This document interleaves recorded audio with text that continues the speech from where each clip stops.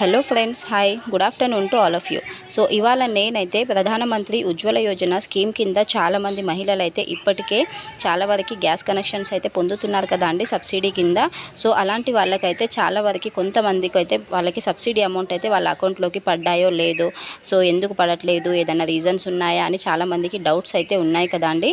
So ఆ doubts అయితే నేను ఈ వీడియోలో క్లియర్ చేస్తాను. సో ఎక్కడ కూడా స్కిప్ చేయకుండా చూడండి, సో దట్ మీకైతే క్లారిటీగా అర్థమవుతుంది. అండ్ అలాగే బిఫోర్ దట్ అయితే నా వీడియో ఫస్ట్ టైం చూస్తున్నట్లయితే ప్లీజ్ అండి లైక్ చేసి సబ్స్క్రైబ్ చేయండి, సో దట్ ఇలాంటి అప్డేట్స్ అయితే నేను ఇస్తూ ఉంటాను. ఇంకా డిలే చేయకుండా టాపిక్లోకి అయితే వెళ్ళిపోదాం. సో చూసుకున్నట్లయితే ఇప్పటికే ప్రభుత్వం మనకైతే ప్రధానమంత్రి ఉజ్వల యోజన స్కీమ్ కింద చాలామంది పేద ప్రజలకు కానివ్వండి, లేకపోతే బీపీఎల్ కార్డు ఉన్న వాళ్ళకి కానివ్వండి, మధ్యతరగతి వాళ్ళకి ఈ ఉజ్వల యోజన స్కీమ్ కింద అయితే ఉచిత గ్యాస్ కనెక్షన్స్, ఉచిత సిలిండర్స్ అయితే సబ్సిడీ రూపంలో వాళ్ళైతే ప్రొవైడ్ చేయడం జరుగుతుంది కదా అండి. సో ఇప్పటికే ఈ ప్రక్రియ అయితే చాలామందిని అయితే ఈ స్కీమ్స్ యూస్ చేసుకుంటున్నారు. సో ఈ స్కీమ్ వల్ల చాలా వరకు అయితే వాళ్ళు సబ్సిడీ అయితే పొందుతున్నారు.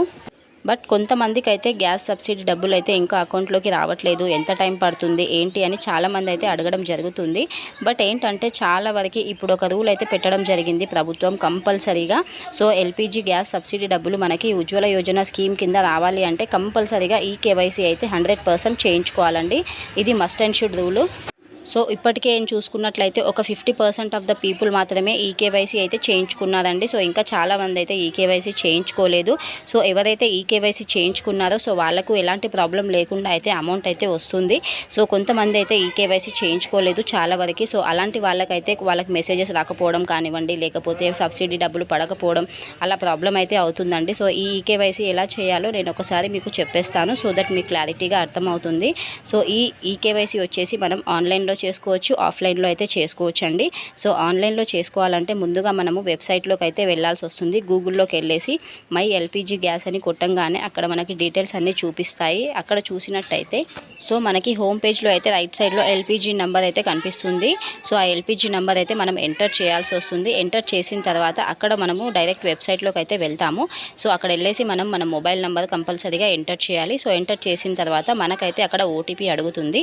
సో ఓటీపీతో లాగిన్ అయిన తర్వాత మనకైతే అక్కడ ఫామ్స్ ఏవేవైతే ఉంటాయో అవన్నీ మనము అటాచ్ చేయాల్సి వస్తుంది. సో అటాచ్ చేసుకొని మనం ఏంటంటే ఆ ఫామ్ ఏదైతే ఉందో అదైతే డౌన్లోడ్ చేసుకోవాలి మనము. సో డౌన్లోడ్ చేసుకున్న తర్వాత మన దగ్గరలో ఉన్న ఈ మిత్ర సెంటర్ కానివ్వండి, మీ సేవా సెంటర్కైనా, లేకపోతే ఎల్పిజి గ్యాస్ ఏజెన్సీస్ దగ్గరికి వెళ్ళైనా మనమైతే ఆ ఫామ్ని అయితే సబ్మిట్ చేయాల్సి వస్తుంది. ఆఫ్లైన్లో కూడా మనము సబ్మిట్ చేసుకోవాలి అనుకుంటే డైరెక్ట్గా మనము గ్యాస్ ఏజెన్సీస్ దగ్గర వెళ్ళాల్సి వస్తుంది. సో మన నియర్ బై ఉన్న గ్యాస్ ఏజెన్సీస్ దగ్గరికి వెళ్ళి మన ఆధార్ కార్డు, మన రేషన్ కార్డు కంపల్సరీగా తీసుకెళ్ళాలి. సో అక్కడ తీసుకెళ్ళినట్టయితే వాళ్ళైతే అన్నీ అప్డేట్ చేసి మనకైతే బయోమెట్రిక్ అయితే చేస్తారు. సో ఈ అప్లికేషన్ ఫామ్లో మనకు ఏవైతే డాక్యుమెంట్స్ అడుగుతారో అవన్నీ అయితే మనం వాళ్ళకి సబ్మిట్ చేయాల్సి వస్తుందండి. లైక్ ఆధార్ కార్డ్ అయితే కంపల్సరీగా ఉండాలి, రేషన్ కార్డ్ కంపల్సరీగా ఉండాలి, అండ్ బీపీఎల్ కార్డు ఉన్న వాళ్ళైతే ఆ కార్డ్ అయితే కంపల్సరీగా ఇవ్వాల్సి వస్తుంది. అండ్ మన వర్కింగ్ బ్యాంక్ అకౌంట్ ఇవ్వాల్సి వస్తుంది. సో వర్కింగ్ బ్యాంక్ అకౌంట్ మన ఏదైతే వర్కింగ్ మొబైల్ నెంబర్ ఉందో ఆ మొబైల్ నెంబర్తో లింక్ అయిన బ్యాంక్ అకౌంట్ అయితే కంపల్సరీగా ఇవ్వాలి. అప్పుడే మన సబ్సిడీ అమౌంట్ ఏదైతే ఉందో అది మన అకౌంట్లోకి అయితే డైరెక్ట్గా పడడం జరుగుతుంది. సో కంపల్సరీగా ఆన్లైన్లో అయినా చేసుకోవచ్చు, ఆఫ్లైన్లో అయినా చేసుకోవచ్చు. మీరు ఒకసారి మై ఎల్పిజి గ్యాస్ అని గూగుల్లో కొట్టగానే మీకైతే డీటెయిల్స్ తెలుస్తాయి. సో దట్ మీకైతే క్లారిటీగా అర్థమవుతుంది. సో ఇలా ఆన్లైన్ కానీ ఆఫ్లైన్ కానీ చేసుకొని కంపల్సరీగా ఈకేవైసీ చేసుకోండి. సో ఈకేవైసీ చేయించుకుంటేనే మీకైతే అమౌంట్ అనేది అకౌంట్లోకి పడడం అయితే జరుగుతుంది.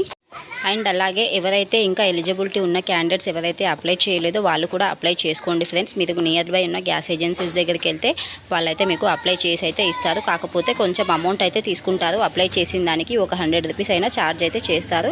బట్ డెఫినెట్గా ప్రతి ఒక్కరైతే చేయించుకోండి. సో అప్డేట్ చేయించుకొని కేవైసీ చేయించుకుంటేనే అమౌంట్ అయితే వస్తుంది. So this is all the information. Next వీడియోలో కలుస్తాను. So thank you for watching and bye.